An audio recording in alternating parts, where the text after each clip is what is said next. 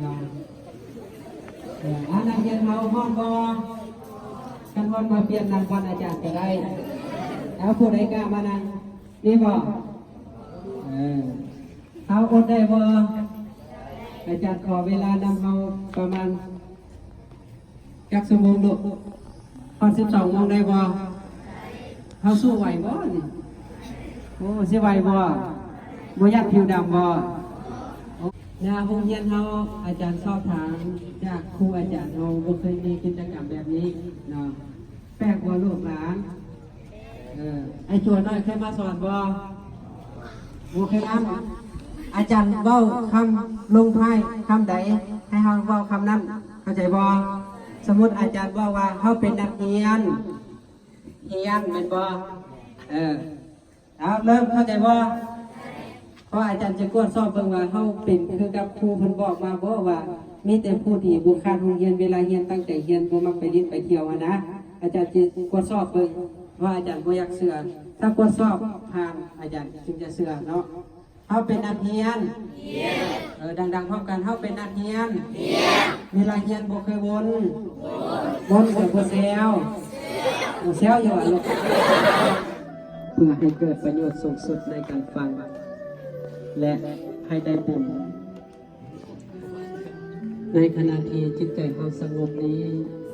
เป็นช่วงเวลาอันดีที่เราจะพิจารณาทุกเรื่องราวในชีวิตตั้งแต่ตอนเริ่มเลยจนถึงปัจจุบันให้ดูที่ผ่านมาเข้ามาแล้วเข้ามาเจอคนที่ดีประกอบด้วยใบหน้าของยิ่งคนหนึ่งให้ความรักให้ความอบอุ่น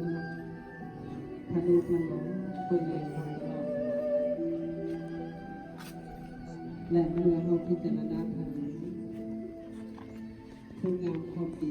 ของหญิงคนนั้นที่เคยร่วมสู้ความเกี่ยวเรื่องเป็นเอกชนเขาประทานกันทบทวนถึงเรื่องราวในชีวิตในอดีตที่ผ่านมา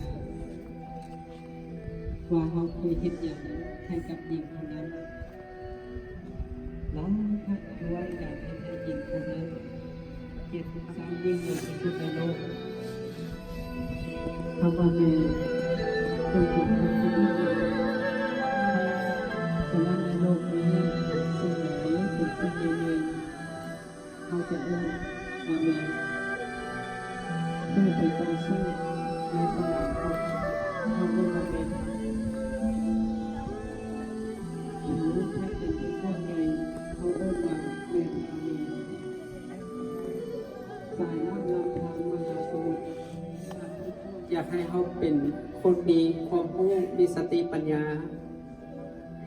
ถึงจะเมื่อยซ้ำใดเว้าบ่ฟัง10 เทื่อ20 เทื่อคงจะอดเว้าแต่ละในข้างเขามักประชดประชันใส่ครูบางเทื่อเผลอๆเขากับยกตาของเมย์ทั้งสองคอยเป็นเมียงสิ่งดีแล้วติดหวยมาให้ลูกแต่ตาที่เมย์ให้มาของลูกนั้นยกให้เดี่ยวบนพ่อกับเมย์เขาพอสนใจสร้างมาพ่อกับเมย์เฮ็ดเยียบหนักขนาดนั้นเขาคนกูเห็นสำหรับพ่อกับเมย์นั้นด้วยเพื่อเขาสำเร็จแล้วที่เรียกใจมาคนปานนี้หูทั้งสองของลูกที่เมย์ให้เวลาเรียนทับสิ่งนั้นแล้วลูกเป็นสัตว์แต่เวลาเรียนหูทั้งสองพ่อกับเมย์นั้นประทับฟังลูกเสมอแต่ลูกๆพูดว่าคำเบาเรานั้นแม่บ่สามารถรับรู้และได้ยินแล้วเมื่อแม่หมดลมหายใจฉะนั้นลูกๆคนใดที่ยังมีพอกับมีที่พอกับในทะเลทะเลคือที่หลายที่สุดเมื่อหลายคนมักคิดว่าเขาประทับฟังครอบครัวโดยมีเงินทองบ่สามารถตอบแทนบุญคุณของพ่อแม่ได้แต่นักเรียนที่ลูกๆทั้งหลายคิด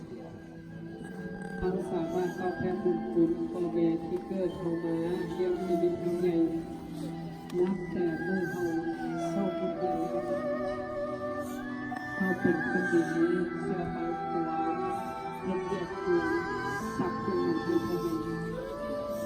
ตัวของตนเอง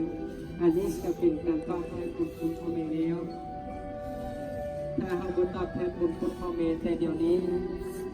บางเทื่อพ่อแม่สิบุญอยู่ให้เราได้ตอบแทนบุญคุณกรรมสามวาจีกรรมสี่มโนกรรมสามกรรมอันใดที่ลูกหลานได้เฮ็ดผิด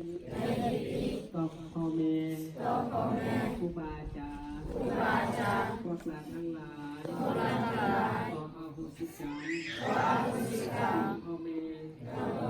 ครูบาอาจารย์บุญกุศลใดที่เกิดขึ้นแล้วจากการฟังธรรมของพวกลูกหลานอีกประการหนึ่งพวกลูกหลานขออวยพรใส่ให้คุกพ่อแม่ครูบาอาจารย์มีความสุขความเจริญเป็นคนโพไซให้ลูกหลานได้พึงไปได้ถึงต่อจากนี้ไปลูกหลานขอสัญญาว่าจะเป็นคนดี เป็นลูกที่ดี เป็นศิษย์ที่ดีของครูอาจารย์และเป็นคนดีของสังคมดังนั้นบุญกุศลนี้เราอุทิศ